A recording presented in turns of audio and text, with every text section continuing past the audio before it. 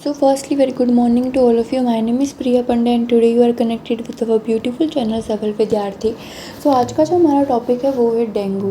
So now let us start our topic. So firstly, introduction of dengue देख लेते हैं हम. Dengue fever is a painful debilitating mosquito borne disease caused by any one of four closely related dengue virus. Dengue fever क्या है? एक painful डेबिलिटिंग mosquito borne disease है जिसके कारण क्या होता है कि मतलब कि एनी वन और four close related dengue virus के कारण ये होती है. अब हम देख लेते हैं इसकी definition. Dengue fever is also known as break bone fever. Most important question for MCQs. Dengue fever is also known as break bone fever. Is a mosquito borne tropical disease caused by the mosquito bite. ये भी mosquito borne tropical disease है जो कि किसके कारण होती है? Mosquito के बाइट करने से होती है. The alternative name for dengue is the break bone fever comes from the associated muscles and joint pains. मतलब कि जो अल्टरनेटिव नेम है डेंगू का वो क्या है? ब्रेक बोन फीवर है जिसके कारण क्या होता है कि मसल्स और जॉइंट्स के अंदर बहुत भयंकर पेन होता है. जिस पर्सन को जो डेंगू से अफेक्टेड होगा उसको अच्छी तरीके से पता होगा कि कितना पेन होता है. जॉइंट्स पेन होता है.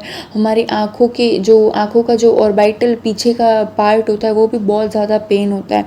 तो इसके अंदर यही बताया है. सो इसकी डेफिनेशन देख ली. अब हम देखते टाइप्स ऑफ डेंगू. सॉरी, ये थोड़ी मिस प्रिंटिंग हो गई है. यहाँ पे टाइप्स ऑफ डेंगू है. ये types of dengue. So types of dengue के अंदर हम फर्स्टली देखते classical simple dengue fever. Firstly क्या हो गया हमारा? Classical simple dengue fever. Then second is the dengue haemorrhagic fever. Dengue haemorrhagic fever. Third is the dengue shock syndrome and then है उसका इंक्यूबेशन पीरियड. अगर इंक्यूबेशन पीरियड की हम इसकी बात करते हैं तो 5 to 7 डेज़ का इंक्यूबेशन पीरियड होता है. जो डेंगू का इंक्यूबेशन पीरियड होता है वो कितना होता है? 5 to 7 डेज़. तो टाइप्स हमने देख लिए कौन सा है. फर्स्ट सिंपल डेंगू फीवर बोल सकते हैं. देन सेकेंड है haemorrhagic dengue fever. Then third is the dengue shock syndrome.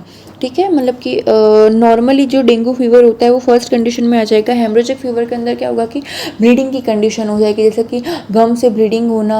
Then mouth से मतलब कि जो स्पूटम आता है उसके साथ ब्लड आना. ये सारी कंडीशन डेंगू हेमरेजिक फीवर के अंदर आएगी. देन डेंगू शॉक सिंड्रोम के अंदर क्या हो जाएगा कि जो पर्सन होगा वो बिल्कुल ही शॉक की कंडीशन के अंदर चला जाएगा. इसकी इंक्यूबेशन पीरियड की बात करेंगे तो 5 to 7 डेज़ क्या है इसका इंक्यूबेशन पीरियड है.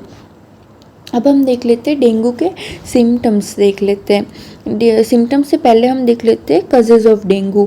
डेंगू के कारण क्या क्या है? तो it is caused by the female Aedes aegypti mosquito bite which transmit the dengue virus to human. इसका कारण जो है मेन आपको यही याद रखना है कि ये फीमेल एडिस इजिप्टी मॉस्किटो के बाइट करने से होता है जो कि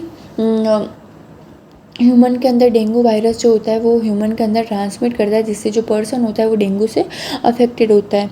फिर हम देख लेते हैं इसके symptoms. Fever with any one of the following. Eye के अंदर पेन होना, फीवर आना, headache, muscles pain, bone pain, joint pain, rashes हो जाना स्किन पर, नोजिया, वॉमिटिंग होना.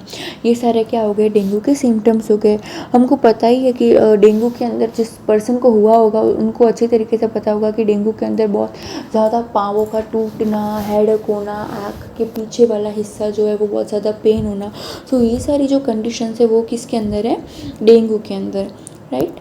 अब हम देख लेते हैं what is the transmission process of dengue. The dengue virus is primarily transmitted from person to person through the bite of an infected Aedes aegypti और Aedes albopictus mosquito. Humans are the primary host and the source of virus for female mosquito to acquire DENV through a blood meal from viremic humans. So normally इसके अंदर यही बोल रहा है कि transmission process है जो है डेंगू का वो क्या होता है कि जो एडिस इजिप्टी जो मॉस्किटो होता है उसके लिए जो ह्यूमन जो होता है वो क्या होता है? एक प्राइमरी सोर्स होता है, प्राइमरी होस्ट होता है जिसके अंदर क्या होता है कि वो उसके मतलब कि बाइट्स के जो पर्सन होता है डेंगू वायरस का मतलब कि डेंगू जो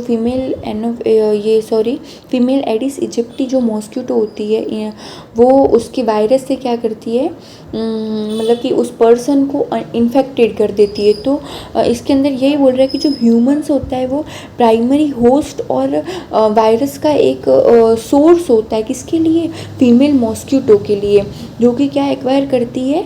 DNEV, जो डेंगू वायरस होता है वही ये एक्वायर करती है through blood meal from viremic humans से। जो इन्फेक्टेड पर्सन होता है उसका जो ब्लड होता है उससे उससे उससे ये मतलब कि ब्लड मिल से, यही बोल रहा है कि blood mill from viremic humans से वो मतलब कि एक्वायर करती है। सो ये हो गया what is the transmission process of dengue.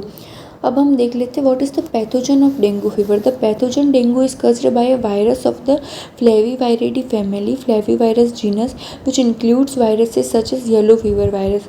सो आपको नॉर्मली पैथोजन डेंगू फीवर का यही याद रखना है कि ये किसके कारण होता है, तो फ्लेविवायरिडी फैमिली के कारण होता है, जो फ्लेविवायरस जीनस होता है, जो वायरस इंक्लूड्स करता है such as yellow fever virus. किसके कारण होता है, तो by a virus of Flaviviridae family, याद रखना है आपको। अब हम देख लेते हैं इसकी पैथोफिजियोलॉजी। पैथोफिजियोलॉजी की अगर बात करेंगे तो सबसे फर्स्ट क्या होता है कि बाइट ऑफ एडिस इजिप्टी, जैसे ही मतलब कि वो जो एडिस इजिप्टी मॉस्किटो उसने बाइट किया पर्सन को, तो वायरस जो है वो क्या हो जाएगा, पेनिट्रेट हो जाएगा स्किन के अंदर। जैसे ही वो स्किन के अंदर पेनिट्रेट हुआ तो वायरस इन्फेक्ट करेगा और रेप्लिकेट करना स्टार्ट कर देगा। कहाँ पर? लैंगरहैंस सेल के अंदर। कौन सी सेल्स के अंदर? लैंगरहैंस सेल्स के अंदर। लैंगरहैंस सेल्स रिलीज इंटरफेरेंस, और जो लैंगरहैंस सेल्स होंगी वो क्या रिलीज करेगी? इंटरफेरेंस रिलीज करेगी to limit the spread of infections. Then infected Langerhans cells go to the lymphatic system to make the immune system alert. जो इन्फेक्टेड लैंगर सेल्स होगी वो कहाँ पर जाएगी? लिम्फेटिक सिस्टम के अंदर जाएगी, जो कि क्या करेगा? इम्यून सिस्टम को अलर्ट कर देगा। देन गोज टू सर्कुलेशन, उसके बाद वो सर्कुलेशन के अंदर जाएगी। Results in viremia, high levels of virus and blood stems. जैसे ही वो सर्कुलेशन के अंदर एंटर हुई तो उस कंडीशन में क्या हो जाएगा कि high levels of virus in the blood stream हो जाएगा। Then activation of immune response का एक्टिवेशन स्टार्ट हो जाएगा। इंक्रीज लिम्फोसाइट्स क्या हो जाएंगे? इंक्रीज हो जाएंगे। और decrease neutrophils and white blood cells क्या हो जाएंगे? डिक्रीज हो जाएंगे। वाइट ब्लड सेल्स क्या करते हैं हमारी बॉडी के अंदर पैथोजन से मतलब लड़ने में, कोई भी मतलब पैथोजन से लड़ने के अंदर हेल्प करते वाइट ब्लड सेल्स। लेकिन जैसे ही ये जो वायरस है वो हमारी बॉडी के अंदर जैसे ही एंटर करेगा सर्कुलेशन के अंदर, तो उस कंडीशन में क्या हो जाएगा, हमारा इम्यून सिस्टम एक्टिव हो जाएगा और लिम्फोसाइट्स इंक्रीज हो जाएंगे और न्यूट्रोफिल्स और वाइट ब्लड सेल्स है वो डिक्रीज हो जाएंगे। रिलीज ऑफ पायरोगन कजेस फीवर, जिसके कारण क्या हो जाएगा? पायरोगन का रिलीज होगा जिसके कारण फीवर हो जाएगा। And increase the blood pressure in vessels, और वेसल्स के अंदर क्या हो जाएगा? ब्लड प्रेशर इंक्रीज होने के कारण क्या हो जाएगा? रेशेज होना स्टार्ट हो जाएंगे और डेंगू की कंडीशन होगी। सो ये थी उसकी पैथोफिजियोलॉजी। अब हम देख लेते हैं रिस्क फैक्टर क्या क्या होते हैं। तो factors that put you at greater risk of developing dengue fever और a more severe form of disease include living or traveling in tropical areas, being in tropical and subtropical areas increase your risk of exposure to the virus that causes dengue fever। मतलब कि बोल रहा है कि जो person मतलब कि tropical areas के अंदर रहते हैं या फिर ट्रैवलिंग करते हैं तो उस कंडीशन में क्या होता है कि मतलब कि वहाँ पर उनके डेंगू से एक्सपोजर होने के रिस्क जो होते हैं वो बहुत ज़्यादा रहते हैं। क्योंकि क्या होता है कि वहाँ पर जो डेंगू का जो मच्छर होता है, जो मॉस्किटो होता है, वो उन इलाकों में क्या होता है बहुत ज़्यादा होता है, क्योंकि बहुत ज़्यादा गंदगी के कारण ये फैलने के चांसेस रहते हैं। Then prior infection with dengue fever virus, previous infection with a dengue virus increase your risk of having severe symptoms if you are infected again। और मतलब कि अगर पहले आप डेंगू से इन्फेक्टेड हो चुके हैं तो सेकेंड टाइम आपको डेंगू होने के चांसेस क्या हो जाते हैं, ज़्यादा हो जाते हैं। कॉम्प्लिकेशंस की अगर हम बात करेंगे तो if severe dengue fever can damage the lungs, liver और heart.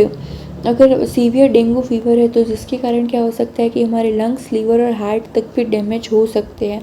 Blood pressure can drop to dangerous level causing shock and in some cases death भी हो सकती है। तो ये हो गए इसके कॉम्प्लिकेशंस।